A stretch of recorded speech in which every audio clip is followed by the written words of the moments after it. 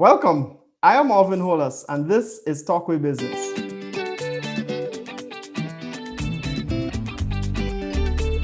Today we'll be answering the question, is regional migration a facade? In the Caribbean, we have seen the benefits of migration throughout the years. The assimilation of cultures, foreign exchange, travel experiences, and especially for us young people, the vast opportunities in education. However, within these times, it may be argued that regional migration has not been the main focus for the majority of our Caribbean governments. Only recently, we have seen the reappearance of regional migration in the minds of such government officials. In this episode, we are going to address the importance of this reappearance and the reasons behind it. Today, I have with me Brianna Hathaway, Business Support Assistant in Communications and Partnership of the World Food Programme, Dennis McCall Jr., PhD Air Transport Management student at De Montfort University, and Dr. Delano De Souza, Assistant Lecturer at UWKville and podcast host of A Lawyer and a Policy Analyst Walk into a Bar. Dear lady and gentlemen, welcome to Talk with Business. What's the vibe? Are you here, boy? Thanks for having us. Thank you for having me. Hi, everyone. Definitely. Good to have you all on the panel. I must say this is a very topical issue in the Caribbean now. And so we'll delve right into the discussion, and I will pose the question to all three of you. What are your views on regional migration within the Caribbean community? And I'm going to start with Dennis.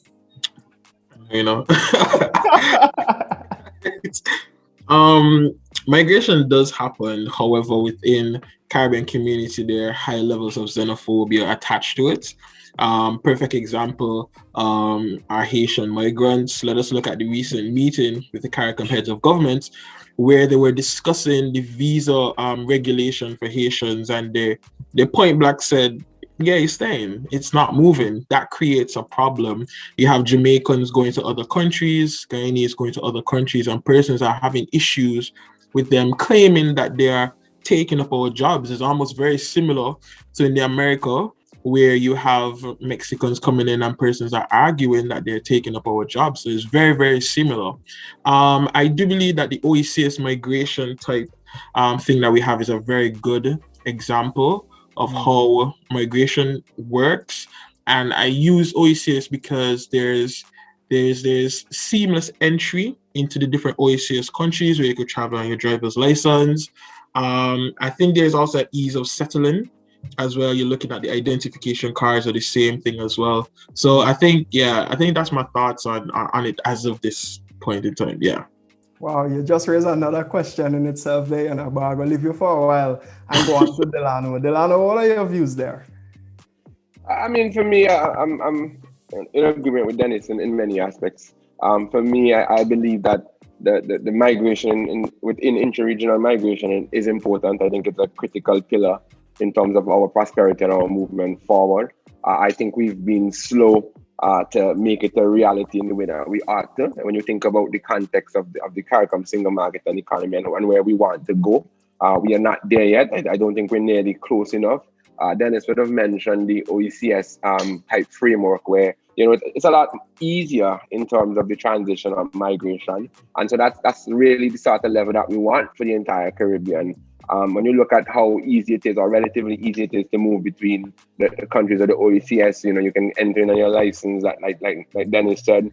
It's pretty easy. You have an automatic indefinite stay when you come in, they stamp your passport and so on, and it becomes easy in that way. I've traveled to places like the Bahamas, for example, where I've gotten a 2-week stamp in my passport when I landed. Wow. Just telling me I could only stay there for 2 weeks.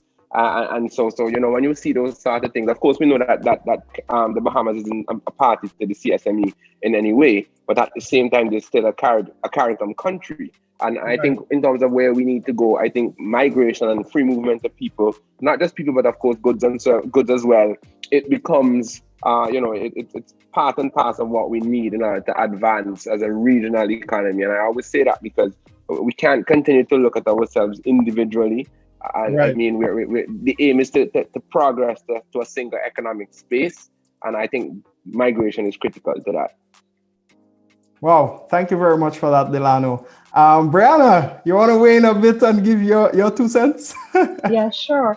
I think that regional migration within the Caribbean context is deeply rooted in our history. If we look at some of the earliest examples of migration, with our indigenous people traversing the waters to each island, whether it be forced exile or for simple things like hunting and gathering, it has formed a basis of how we have developed the Caribbean to what it is as one Caribbean community. And without the kind of free travel and exchange of cultures and exchange of ideas and access to people, knowledge, skilled workers, and so much more, the Caribbean is going to be even further behind than we already are. And I think it's going to be integral if we start to take regional migration a lot more serious. I think, a lot of people fret and say, there's a lot of brain drain, but we only look at migration on a very international level. But, there's brain drain within the region itself when you have a lot of, let's use, for example, UWI students not going back to their home countries because job opportunities are better in their country of study or better in their new friends' countries. And so we have to look at it from a balance of how do we advance the region and how do we still maintain certain aspects like the value of citizenship, issues of sovereignty, and, national independence on a whole. So it's going to be an interesting discussion going forward. This is only the first question, and I can already tell that this discussion is going to be a riveting one. But as I move on, do you think that the regional migration is often overlooked due to the attention that our regional governments place on international migration? Brianna?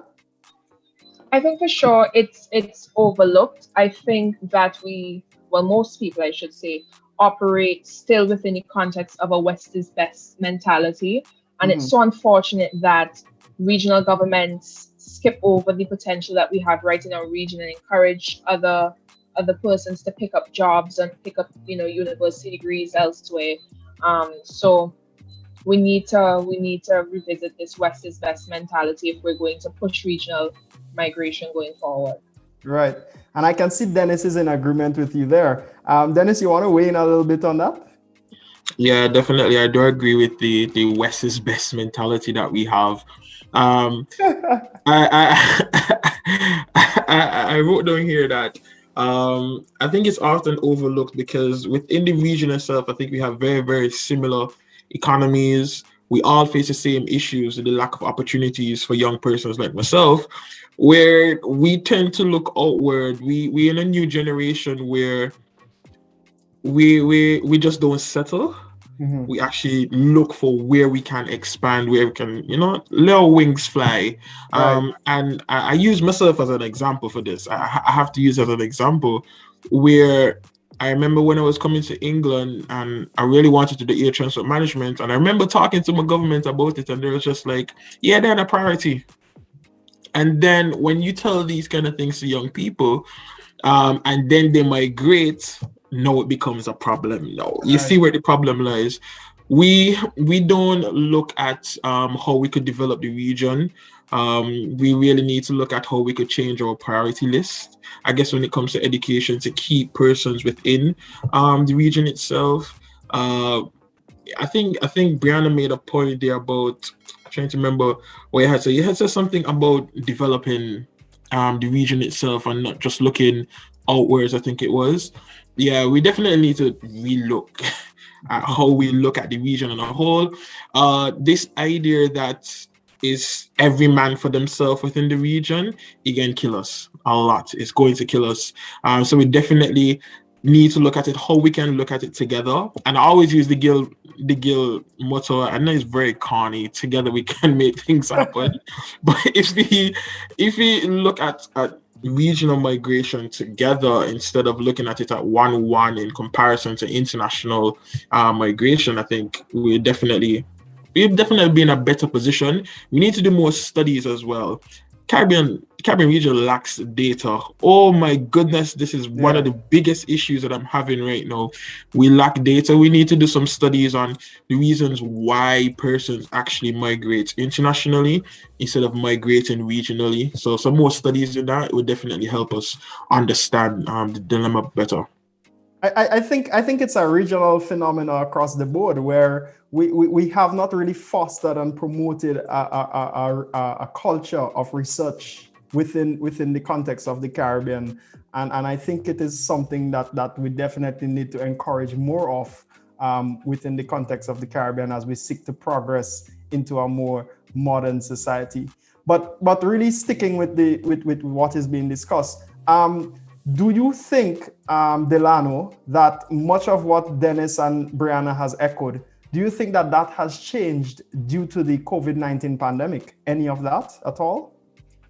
For me, in terms of COVID, I don't think much has changed. I think we have what I would say a deep-rooted, almost a fetish of, we kind of fantasize about life in the West, as Brianna put it. We see, and I mean, it's not, it goes all the way back to the Wing Russians. You know, all those times where we've sort of seen our those who've come before us gone, as we say, go foreign and build a better life for themselves, and they send home barrel and all them something there. But right. I mean, it's kind of ingrained in us now, ingrained in some people that they want to, you know, go abroad and to make it better. I don't think really there's really been a conversation about, okay, yes, you want to go and make it better, but you can do that in the region. I mean, there's still that. I mean, of course, I ain't gonna analyze dollars and cents still, because at the end of the day, the US dollar and the pound sterling and so on, you know, it's more attractive than what we get paid sometimes in the region. And that's the reality of it. For me, one of my goals is to work in the Caribbean and make US dollars, because, you know, I'll make pounds, because I don't see myself ever living out of the region, but at the same time, you know, you want to be rewarded for your efforts in terms of trying to develop the region. I don't think much has changed in terms of COVID-19. I think there's some research that needs to be done in terms of whether or not persons have changed their perception. Should I be going abroad? And if we look at the numbers in terms of the people who traveling even now in the pandemic to the States, I think it really hasn't necessarily fallen off as air traffic has resumed service. As quick as you see people going back to New York and Miami, just the same. So, you know, nothing has really changed for me in terms of COVID-19. I think as the pandemic passes, we're going to continue to see that push. And I think one of the main reasons for that too, like I mentioned or alluded to, is the sort of dependence that we have on the region on remittances. And remittances, as we know, makes up a big chunk of our GDP in terms of the spending. And so, Brianna, you would have seen in St. Vincent with the advent of the volcanic eruption, the long lines stretching around corners and so on in Kingston with people waiting on remittances. We've seen the same in Jamaica, and that's part of it. And I think we need to sort of make it a concerted effort. But again, sometimes you might be surprised it's easier to go to the US in terms of moving there than it is to move it in the region and getting a stay and so on. So you'd be surprised. That is a very valid point you made, Delano, because even to get to some Caribbean islands, you might have to plan your trip to stop in either Miami or New York to get to another Caribbean island. So what can be or should be half hour away in terms of flying might cost you nearly 6 hours, you know, in terms of the level of accessibility we have to regional travel and direct access to the islands via air travel and even via sea as well. We still have those challenges there. In fact, in some countries, it's almost non-existent for passenger travel via sea, right? So it poses a lot of challenges. But something that stood out, a point you and Dennis raised both in the discussion, when you were talking about traveling across the region, and you both mentioned how seamless it is to travel within the OECS as OECS nationals versus traveling within CARICOM as a broader entity, and the challenges that are faced are how much it is less seamless. What do you think, after all these decades of the Caribbean community standing and having at the helm of one of its mandate is free movement of people, yet we face those challenges in getting our people to enter into other CARICOM countries in a more seamless way. What do you think are the challenges causing that? Brianna, you wanna? Yeah, I think one of the biggest challenges associated with that kind of free movement of people and subsequently free movement of skill and trade is the cost, the shared cost for this movement intra-regionally. The majority of a ticket from one Caribbean island to another island is the tax. And that should not be. I live right now in Barbados, and a ticket to Miami is about the same price as a ticket to St. Vincent. And the difference between flight times is 30 minutes to 3 hours. And there should never, ever be something like that. And if governments want us as Caribbean people to get serious about traveling and developing the region first before we extend our skills and our expertise to the Western world, we're going to have to do something about the shared cost of regional travel. And we can't just also limit ourselves to migration via one means of transportation, which is popular. The popular route is to take a plane. There are other options that we can explore, governments can seek funding for. We are surrounded by sea. Why is there no boat carrying us in between islands? You know, some islands are close enough, arguably, maybe, this is just me being very wishful, to build a bridge. It's not impossible. So the governments need to examine costs and alternative methods of travel between Caribbean islands if we want to make this migration a reality. Right, very, very good point. And it's good that you weighed in on the cost, because I'm going to target Delano and Dennis with another point in that regard, moving away from cost a bit. Delano, you mentioned, and not to target any one country within the Caribbean community, but you used the example of your experience entering the Bahamas as a CARICOM national and your passport being stamped for 2 weeks, right? And I'm sure if you look at Bahamians' passport, they also bear this sign of Caribbean community on their passport as well. And when they enter other countries, I'm sure the experience might be different. So why do you think that situation is experienced in some countries by different Caribbean nationals as we move in and out of other islands within the community? Well, for me, I think it's a simple thing. It comes from the top. It has to be a directive. So, for example, in St. Vincent, Brianna, you will know, I think recently there was a bill being debated in Parliament in relation to increasing the cost, I think, if you overstay your welcome. But during that particular debate, the Prime Minister mentioned something to me that kind of stuck with me since then. He said, essentially, there has to be a directive to those persons in terms of the immigration office. There are directives, there are guidelines, persons coming from X country, persons coming from the region, and so how much should you give them in terms of stage? How much should you stamp their passports for, and so on? And I think for a place like the Bahamas, I don't think that conversation has been had, or if it has, it's been one that says, okay, you're limiting them to a short period of stay. For example, there has to be a directive from up top, as we would say, that trickles all the way down to the immigration office at the desk. So when you land, there's a directive from the Minister of Immigration or the Prime Minister, what have you, from Cabinet that says, okay, as CARICOM citizens, they are allowed to have the 6 months that the Bahamians will likely get when they visit another CARICOM country. So to me, it's all about leadership when it comes to these things. These are not policies that the immigration officer decides on an ad hoc basis when I land. It's something that's been discussed in cabinet room or in a boardroom somewhere in the Bahamas or somewhere else. I don't want to pick on the Bahamas, but that's just been my experience. So when you hear other leaders saying, okay, this is the directive, this is the direction that we want to go with respect to CARICOM nationals when they enter this country, then you're going to see that read down all the way through. But until that conversation is had, until there's an appreciation for the value of the regional and interregional tourists, then we're not going to have those sort of policies coming into fruition. And that's the bottom line for me. It's leadership, it's policy, and if we just wait on it, it's not going to happen. I think we as people have to agitate in terms of our leaders and say, this isn't good enough. This is unacceptable. And I think we've been doing a good job in terms of pushing for reduction in terms of interregional taxes and so, but that's the direction we have to go. We have to demand and say, listen, this is a policy change that makes sense. It doesn't take anything away from you to let me stay or to stamp my passport for an additional, for the 6 months, what have you. But, you know, it's policy. Right. So it's safe to say that it all lies at the helm of the leadership of our respective nations and so on to make it. That's my belief. A seamless approach. All right, Dennis, piggybacking off of what Delano and Brianna had contributed, you mentioned also in your experience traveling across the OECS islands, you could even travel with just your driver's license or an ID, a pictured ID.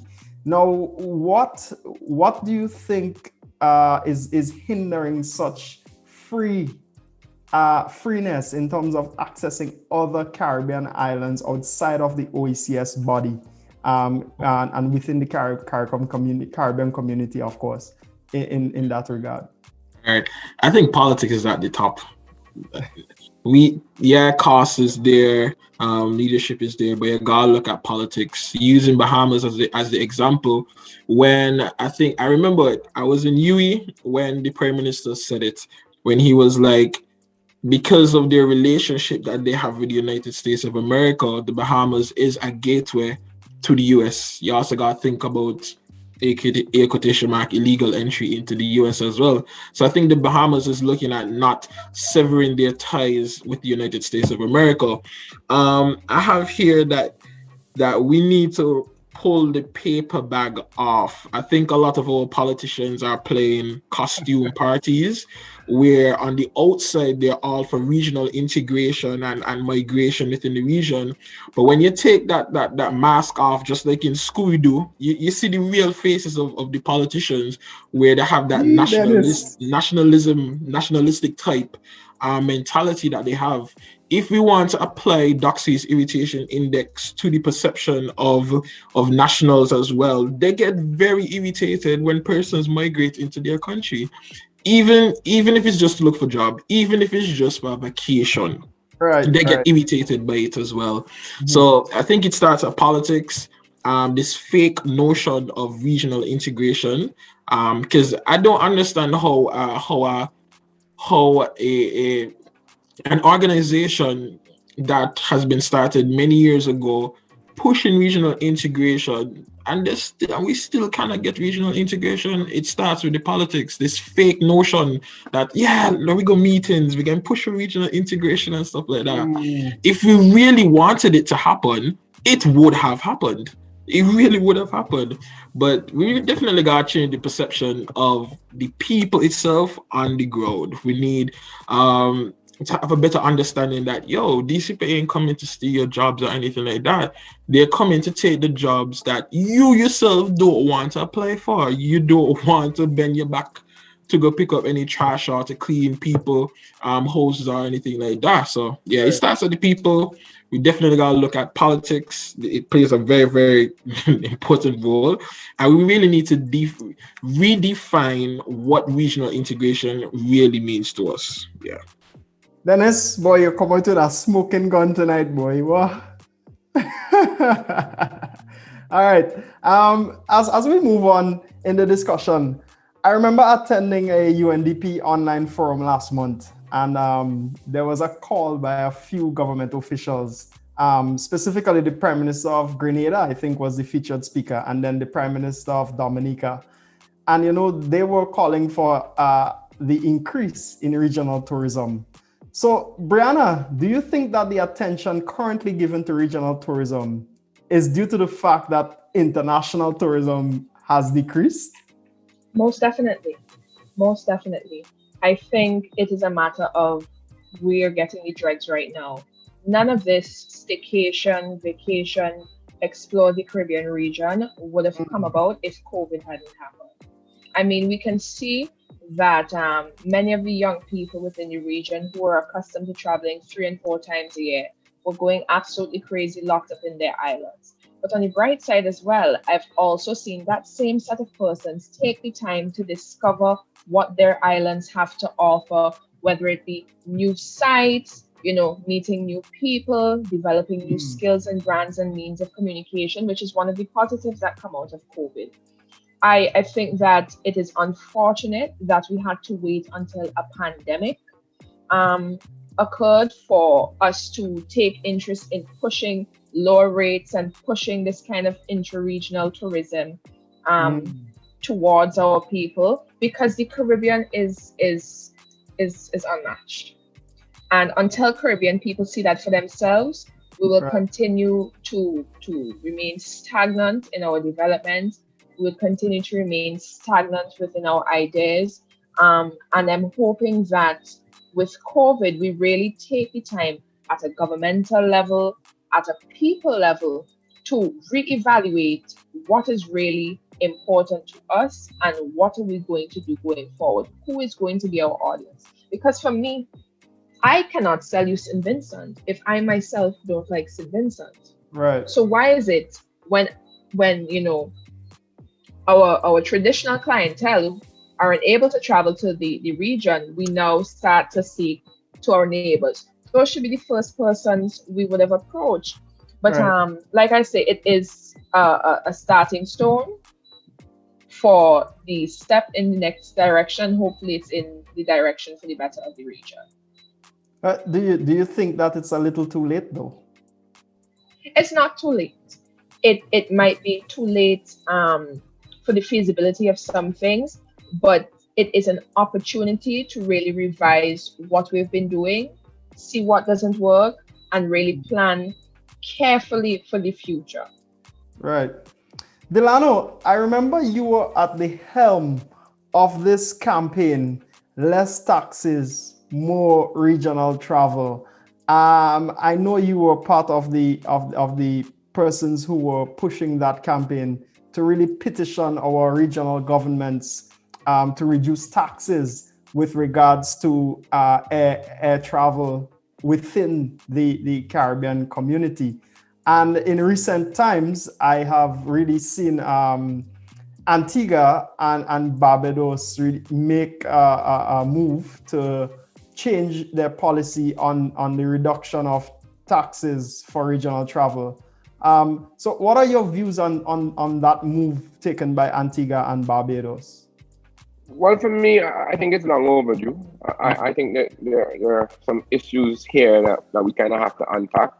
When it comes to the decision to go forward with the tax reduction, it's like Brianna said, it has come as a result of the reduction in terms of international travel. And we don't have to look far. We could look at Prime Minister Gaston Brown's comments. He said point blank, we don't have anything to lose. Yeah, that's what he said. That's the language that has been coming out. We don't have anything to lose, so we might as well try it. That's the language. So it says to me that, they're in a position where they're not getting the taxes anyway because persons aren't traveling. And so they're saying, okay, well, let's try a thing. Now, while I welcome the news, I think there are some issues that we must unpack here. Like I said, one, to me, I don't think the magnitude and, of course, elasticity of demand, and even in the context of a pandemic, elasticity of demand take sharper focus. Because if you look at Barbados, for example, they're essentially reducing the tax by US $17. Now, is that enough to make you decide that you want to travel to Barbados for a $17 reduction in a sort of pandemic environment? Like, no, prices take even sharper focus in the context of having to pay for quarantine facilities in some cases and so on. So you really need to be, it really needs to be worth it in terms of the price reduction in order to get people moving. So I think the long and short of what I'm saying is I don't think it's going to generate the sort of travel that we are hoping for. Right. I don't think it will. And I think my concern is that the regional leaders go and say, oh, well, we tried this thing and it didn't work. We reduced the taxes and it didn't spur this travel that you guys have been speaking about for years and so on.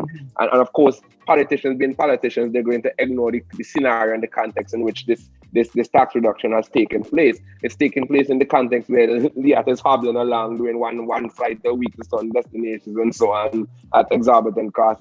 It's in the context of so many other challenges that we have now. It's in the context of so many of our people who have lost their job and the economies that have lost seen double-digit contractions in 2020. So the economies are not where they are. So from that perspective, if the economies aren't turning, how do you expect people to get money to travel? All of these things are problems that we have to contend with as we speak about it. I hope that they deepen the movement. I hope that they not just keep the taxes reduced beyond the 6 months, because it's a 6-month trial period. I hope they keep it beyond 6 months, and I hope they reduce it further. Because at the end of the day, people need to move in order for this thing to make sense. I mean, the overarching topic here is migration. And migration don't make sense. If I'm thinking about moving to another country, one of the things that is at the back of my mind, and the studies have shown this, is how easy or how cheap is it for me to move between this country I now live and my home. And in the region, unfortunately, it's always very expensive. So it makes people second guess whether or not they want to move. But Delano, in terms of timing, right? I mean, given the constraints financially that everyone is facing as a result of the pandemic and the crisis we are in, would you say that the government's reducing taxes at this point in time is maybe on the basis that they know it would fail, so that they can have a legitimate argument to say, well, hey, you asked for us to reduce taxes and in the hopes that travel will increase across the region. But look, we did it, and this is what happened. Do you think that is the kind of move they took, given the timing in which they did it? I don't think that they're hoping for it. I would like to believe, and this could be me being with a certain level of naivety, but I don't want to believe that's the case. What I'm hoping comes out of this whole tax reduction and this push for interregional travel, I hope it is that our regional leaders recognize that interregional and extra-regional travel are not mutually exclusive. These things can exist and they can work to the benefit of our economies right through.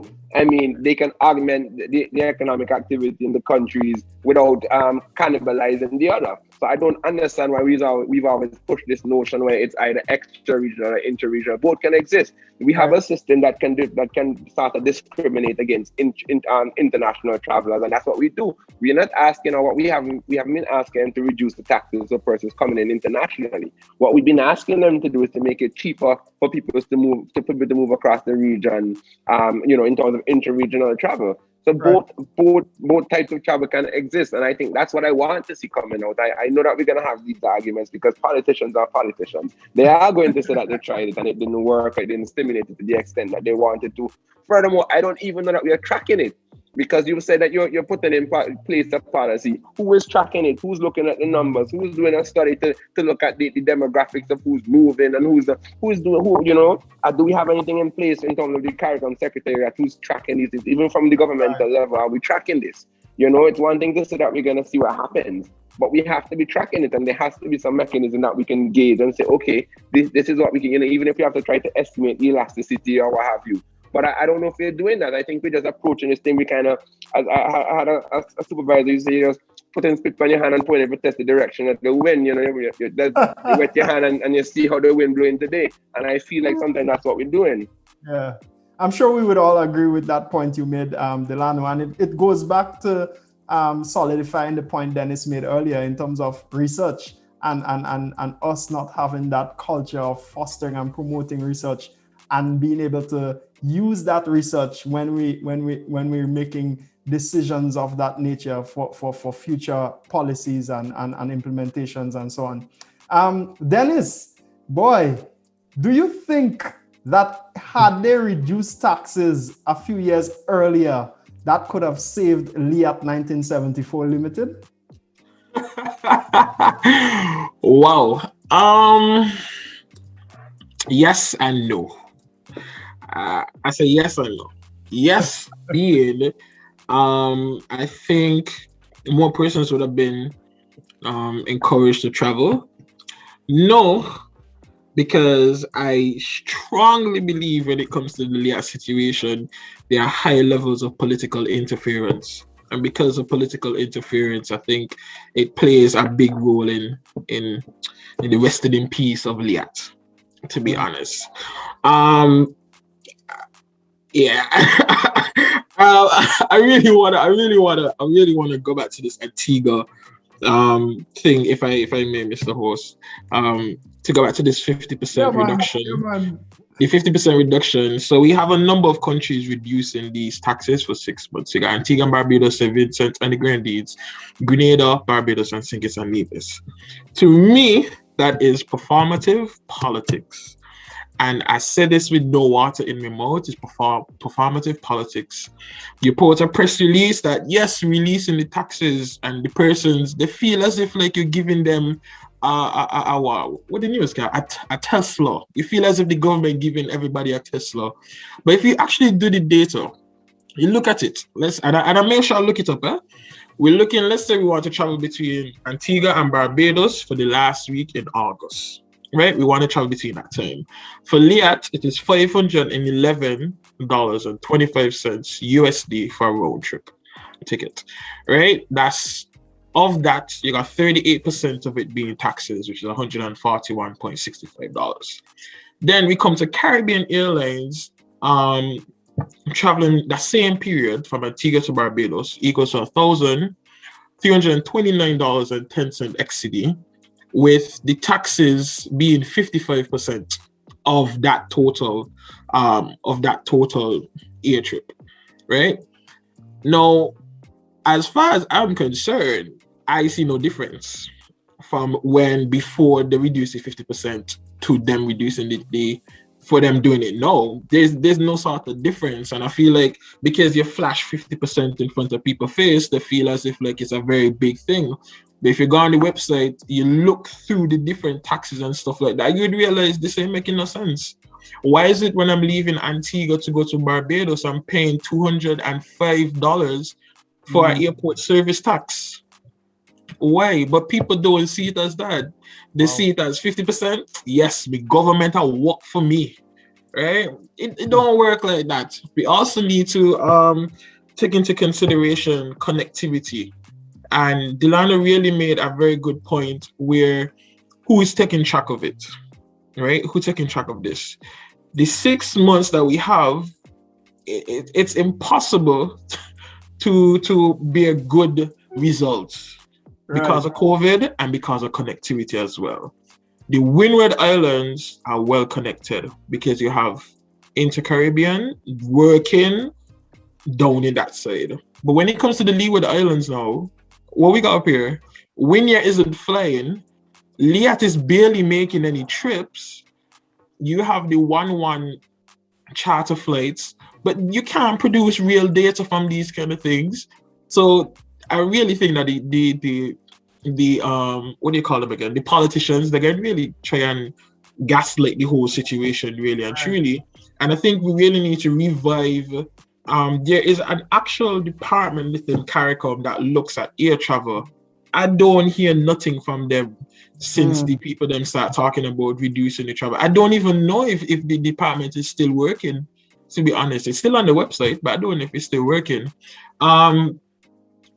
Delano made a very valid point when he talked about in terms of like the tracking, right? So I'm gonna make a plug here. This is what my research is really and truly looking at within the Caribbean region. Right. Who is going to be responsible for all these different changes?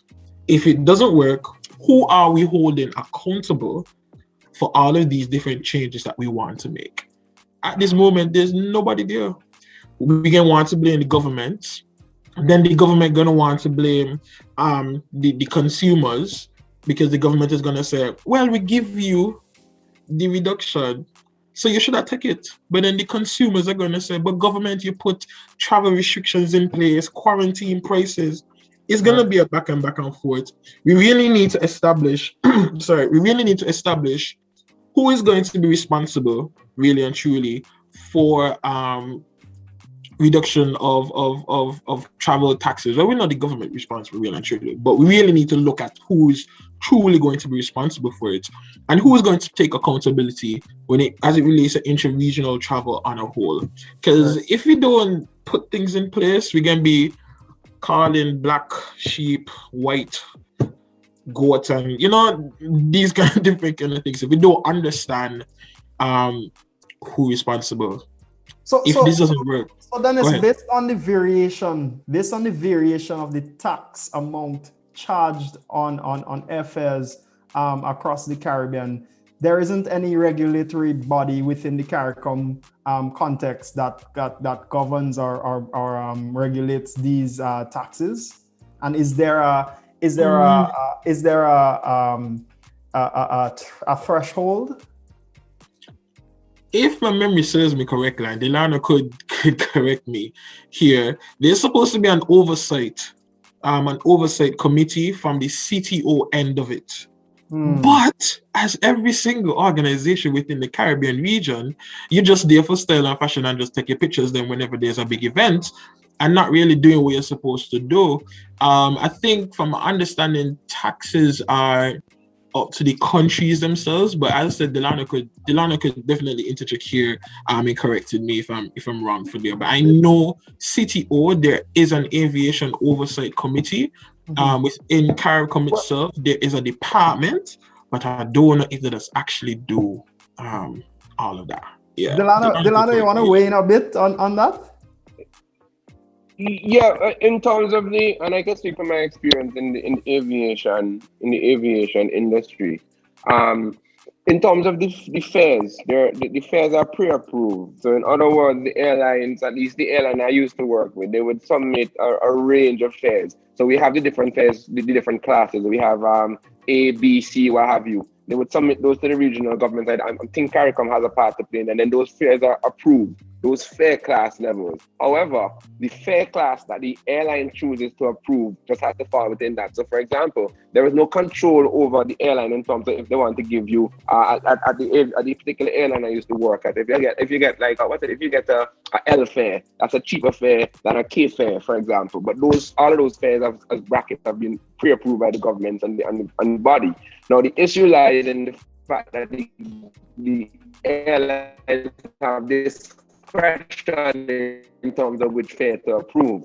So I think we need, in terms of we have to revise the fare class levels and perhaps narrow them. And these were conversations that were happening. The difficulty then becomes if the airline theoretically wants to change the fare class, they have to apply to the government and so on, and they have to get approval. But I think just on top of this, on this topic in general, I think the biggest challenge we have are the ad valorem taxes on the airline. That's what we call the travel taxes. The 5% of the fare, the 10% of the fare that we have in St. Kitts is 10%, in Barbados is 17.5%, in Trinidad is 12.5% of the fare. Right. And so then you see how it compounds. If LIAT or CAL gives you a K flight, a K fare that's high, then it becomes 10% of that. So if the governments really want to address taxes, you can't focus on these fixed parts, delay $10 and delay $15 airport charge. You need to look at the ad valorem percentage taxes on the fares, because those are the ones that jump exponentially as you move from one fare class or one fare bucket to the next. And that's the ones that you realize they're very reluctant to touch. You realize they're always ready to touch the airport service charge and so on, the fixed ones, because those ones, they're easier to deal with. But when it comes to the percentage that they get in, none of the governments have been willing to touch that. You realize that none of the governments in the region have said that they would touch the tax that is the ad valorem percentage tax. And that's where you need to hit if you want to really make a dent in this travel tax thing. Wow, quite interesting that in the way that you broke that down, Delano, because I know for the ordinary man or woman listening, these are sometimes often things that they're confused about, because they would purchase or seek to purchase airline tickets, and then they would blame the airline company and say, oh, I'm not traveling with LIAT again or Caribbean Airlines again because they price too hot, or they want to take this sweat and blood out of poor people. But it's very, very interesting the way in which you broke it down so that people can better understand where every percentage of what they pay for when purchasing a airline ticket goes towards. And I know, Brianna, I know you probably want to chime in and add to the discussion that the two gentlemen would have contributed to. But while you add, I also want you to share your view in terms of whether LIAT could have survived had this removal or reduction in taxes been applied by these regional governments a few years earlier. I think just with that LIAT question, first to begin, echoing some of what Dennis would have said, it's yes and no. I think a lot of LIAT's issues were poor mismanagement on every level. And I think most airlines need to take a page out of LIAT's book and really learn from their mistakes, kind of seek their management and seek to improve their management going forward, because we see how fragile the airline industry can become with the varying shocks that affect us regionally as well as internationally. Picking back up with the discussion, I think, we also have to examine the period in which these taxes were reduced. We have to look at the push factors that are going to incentivize persons to travel throughout the region right now. I mean, CXC is still happening. So that's a big portion of summer pick-me, if we want to bring it down, that not traveling. There's no post-CXC trip. Common entrance just finished. The children don't know if they pass or fail. There's no trip to Disney. There's no trip to Auntie in Barbados. There's no, going to see whoever cousin in Trinidad. So we also have to consider no festivals either. There's no crop over. We just finished crop over weekend there in Barbados. I mean, it was just an extra long weekend of misery. Grenada's carnival would be next week. There's no reason to travel. And now, with COVID and the digitization of everything, the results that they're looking to gather from this reduction in fares are going to be a true reflection of the intention that it was reduced with. So they can't fool me. They might fool some people, but they can't fool me. People are not traveling now. I mean, the overall global structure of travel has been totally changed because of COVID. Right. There's summer doesn't exist. Winter travel, well, I mean, you can't plan too far ahead because, God forbid, a spike in another Caribbean island lock you down. Look at Trinidad, for example. They have just reopened their borders for the first time in over a year. And I mean, Trinidad, you can't get a flight in or out at this moment. But would you say that the reduction in taxes in those areas would have incentivized travel, or just the sheer nature of them being locked up so long? So those are some of the other factors we're going to have to consider with these kind of incentive governments are trying to push and parade in front of us as if we are not vigilant.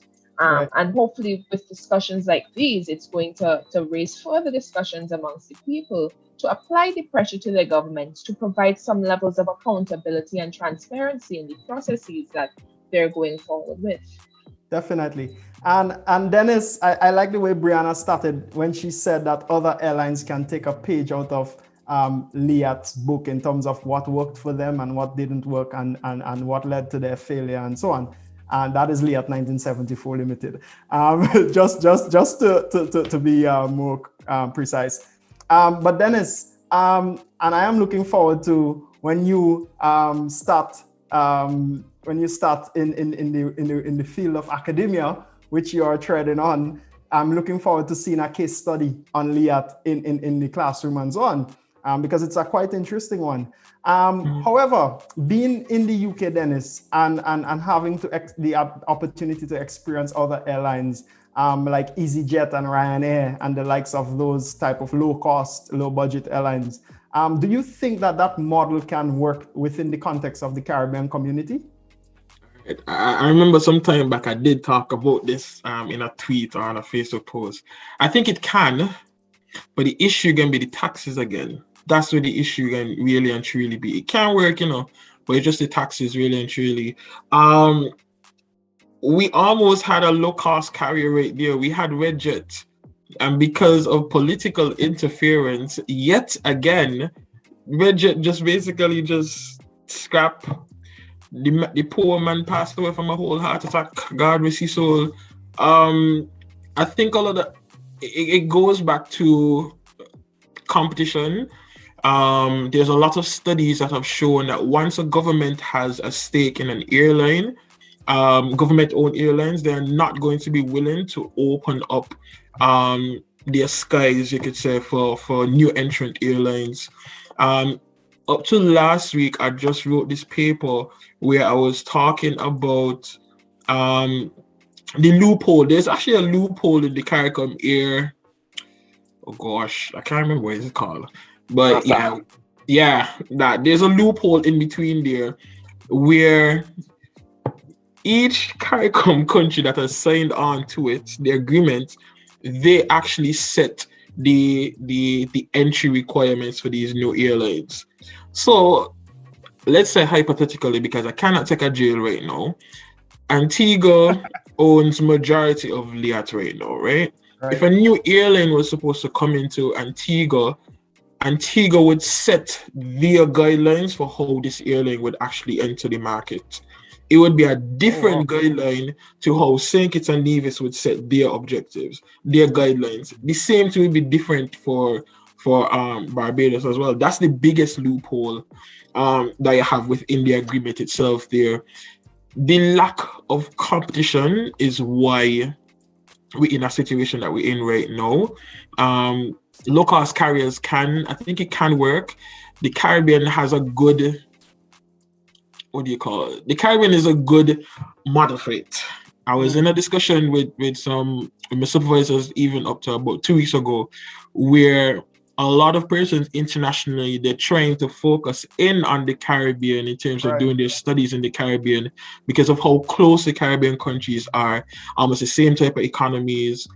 With aviation, that's why I chose to do my study in Barbados, because it's easier for us to do this because of the type of economy that we have, because of how close we are. If a low-cost carrier wanted to come into the Caribbean, I think now would be almost the perfect time to do so, because you don't have any connectivity from LIAT. You won't really have any lot of objections from these Caribbean countries that had stakes in LIAT. Because as we know, they don't sell them off. Barbados don't sell it off, St. Vincent don't sell off theirs. It's only, what they call again, Antigua who really care about it. It's just the taxes going to be a slight issue in terms of kind of low-cost model work. I really think it can.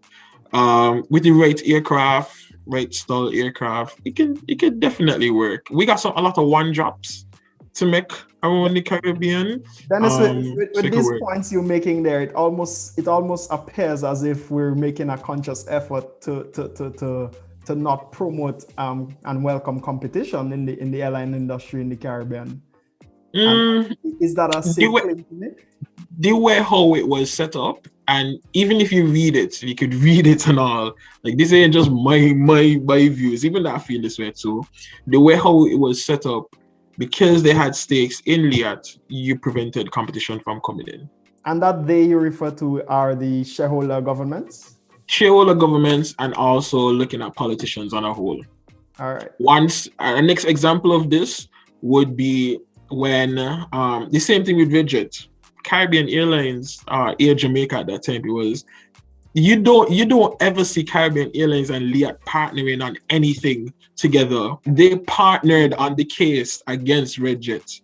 So yeah, they didn't really want the competition. You're taking out of your pocket, really and truly. So, but because this the shares, I feel like it can be possible. As the Prime Minister of Barbados, she did say that they would relax the guidelines for, that's how Inter-Caribbean was able to start up so quickly in Barbados, to put their hub in Barbados, because they actually relaxed the guidelines.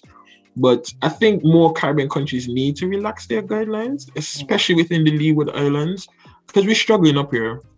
We barely have a connection to St. Martin. We used to got enough connections to St. Martin. We don't really got that, because LIAT, the way how LIAT set up right now, it kind of make it very, very hard to do so. Even to go to Antigua through LIAT, you gotta go Barbados.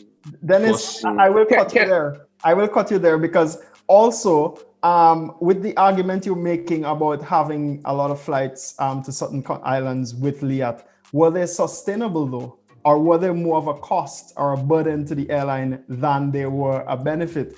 Because obviously at the end of the day, LIAT is not a charity entity.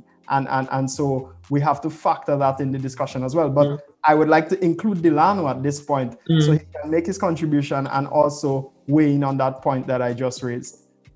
Well, I wanted to speak specifically at first on the whole notion of low-cost carriers in the region. Now, I agree with Dennis that it might be possible, and I think I might be the only one here who's actually flown on Red Jet. I remember I flew to Trinidad for $99 round trip to take in a Trini Carnival. I think it was in 2012, 2011, and that was a vibe. You know, we flew red, it went down, and everything was nice.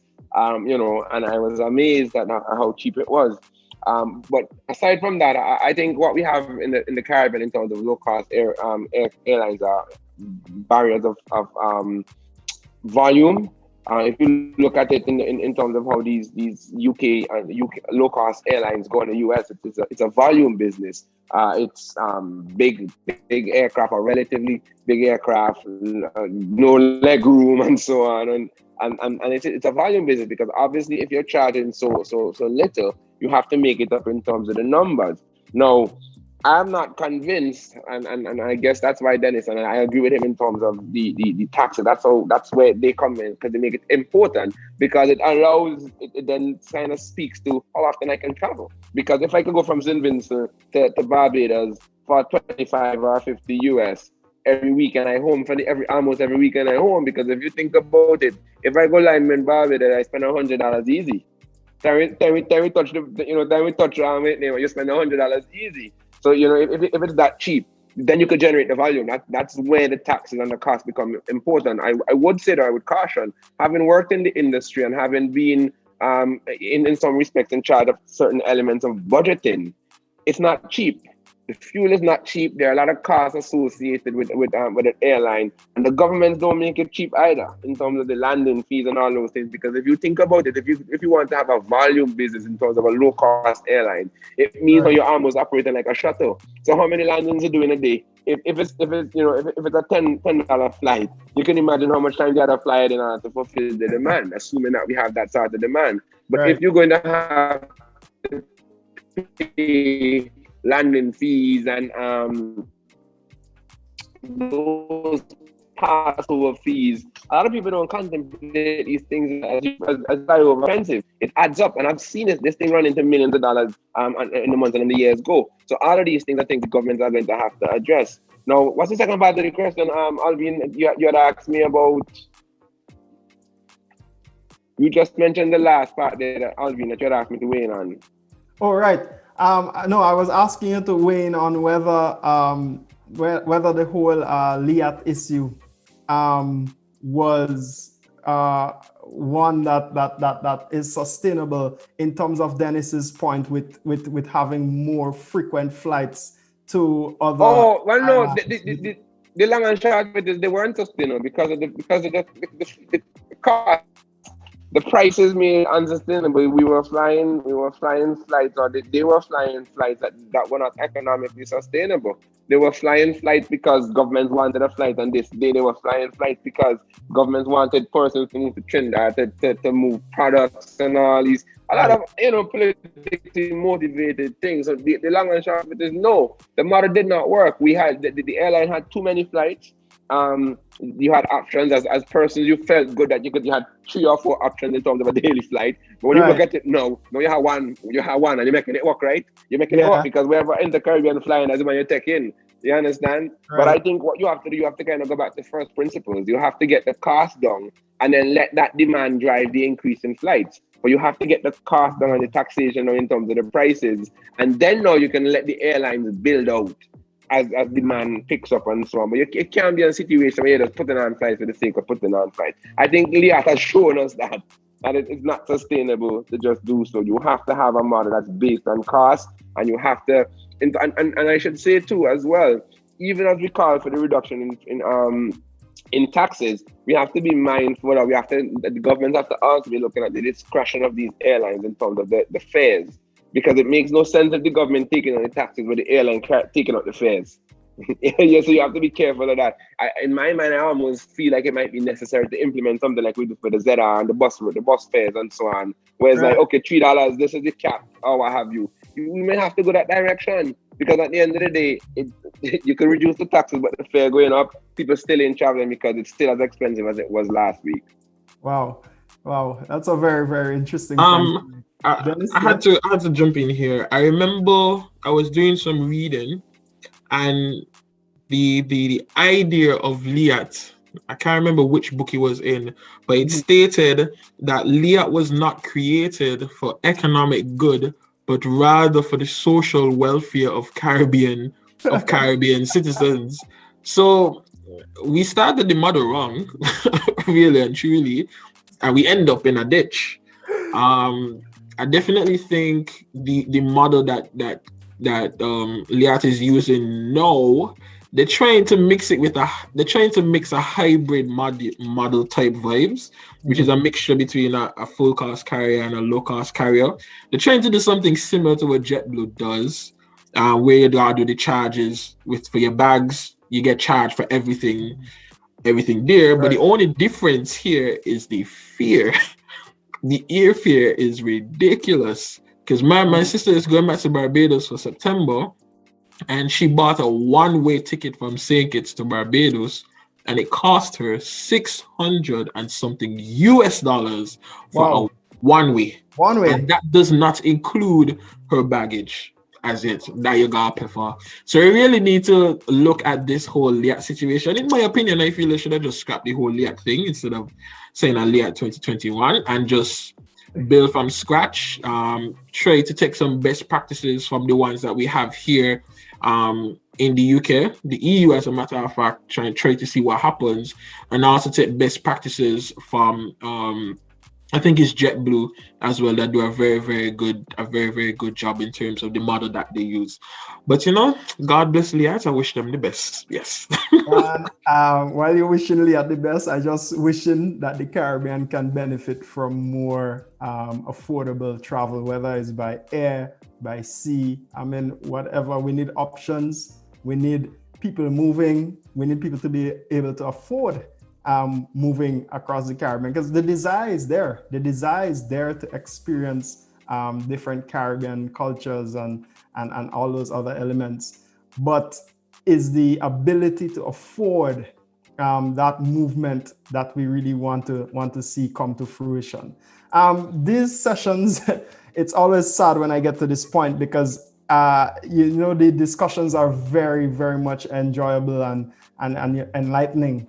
But all good things, as they say, must come to an end. And so as we near the end, I just have one more question for all three of you. Now, do you think that all these developments encouraging regional migration and regional tourism is just a play to save Caribbean countries' economies? And is it a case that we really haven't captured the true essence of those concepts? I will start with Brianna. Putting you in the hot seat. That's okay. I think it's a balance of both. We have to be realistic. The economies within the Caribbean are not as developed as they need to be. And we have to examine reasonably and practically mechanisms that need to be put in place to strengthen the economies and strengthen the developmental capacities within the region. At the same time, as a regionalist at heart, of better regional travel and we fostering this kind of integration mentality amongst ourselves, we will only strengthen that one Caribbean product that we have to offer the world. And if we can't realize that ourselves, then who is the world and other global economies and other global entities to see that? So I think it's going to be a balance of the reality of our situation, which right now in a post-COVID context, and I say post-COVID because COVID has happened and we're living in this new realm of COVID, as well as other considerations that need to be in place. We're going to have to kind of strike the center line of our wishes and hopes and dreams, and the practicality of implementing some of these systems and approaches towards our development. Thank you for that, Brianna. Dennis? For me, and I'm sorry to say, I see it as save my tail type mentality. That's exactly how I see it. Because we've had years where we could have improved our intra-regional tourism. We had so many years that we could have just reduced these taxes, but all of a sudden, because our well has ran dry from international tourism, we are now the priority. Right. When we should have been the priority from the get-go, really and truly. Mm-hmm. Can it work? I think it can, in a way, but we're gonna have to, for example, with the reduction of taxes, we're gonna have to increase that timeline from 6 months to 12 months. Mm-hmm. Definitely, for a perfect trial period, we definitely need to increase that. I think we need to look back at our policies as well. I think that's very, very important.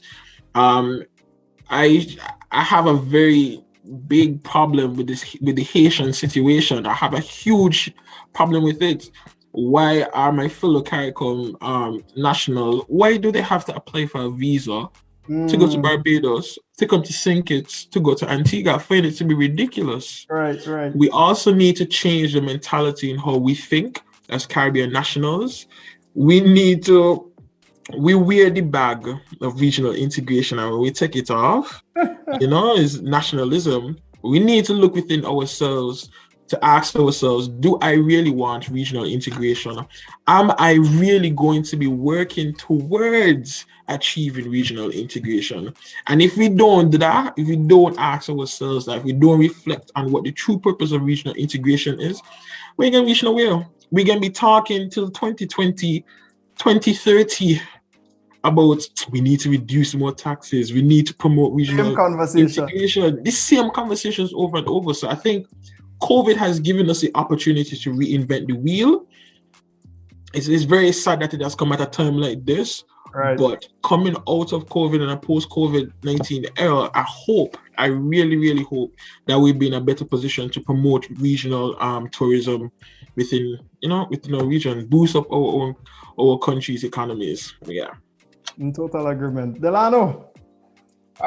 For me, I think it's a situation where we need to go all in.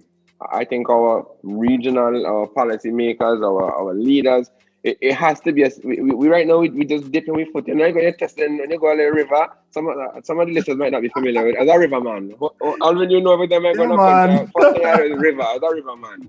It's like you just stop, you put your little toe to see if it's cool or not and so on, and you're jumping in. You understand? You're climbing up, and I think that's the problem we have. We need to go all in. You're talking about reducing taxes, but you're taking off a couple dollars and feel like you're not supposed to do something. You're talking about free movement of people, but you're keeping visa restrictions and people from Haiti. You're talking about being able to move between the countries, but when I land in Barbados, I still need to go and pay for a driver's permit. Simple things that we should be able to fix by now. I think I almost feel like if sometimes it's for me, and it's like I get to Dennis's and I get very flabbergasted when I talk about these things, because if you wanted to do it, you could do it. There's nothing stopping Barbados and waking up tomorrow and saying, listen, we're scrapping this driver's permit thing. Once you have a CARICOM license, you're good to go. There's nothing stopping them from saying this until the Haitians come.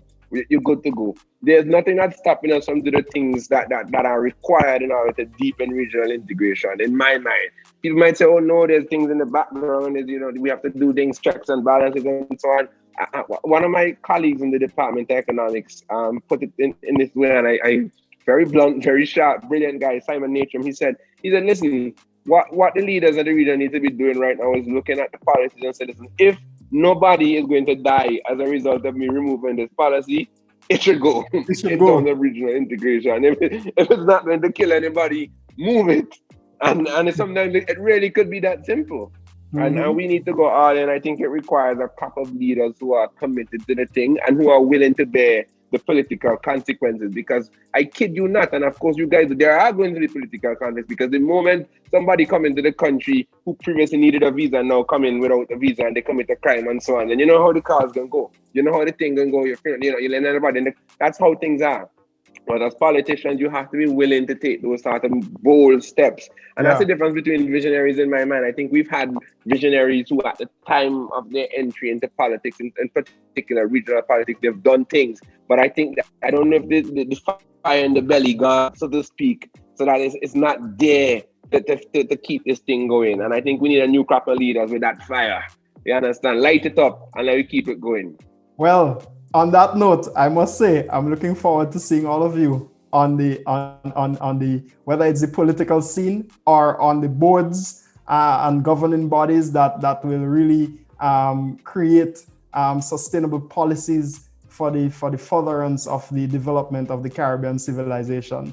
And as we grow as a society, so too will our people be able to benefit from living in a more affordable and amicable society that is designed for its citizens and Caribbean nationals as a whole, right?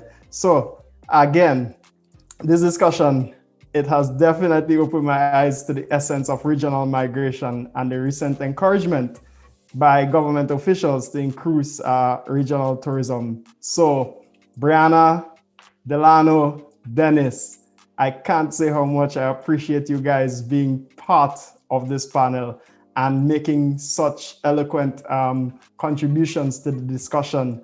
And I do believe that as we continue to see regional migration and tourism playing an integral part in all our countries' development, especially as we adjust to the aftermath of the COVID-19 pandemic, it is really my desire that it doesn't just stop here, but we truly promote this exchange among our islands. So again, thanks to the three of you, and thanks very much to my most dedicated and attentive audience for always tuning in.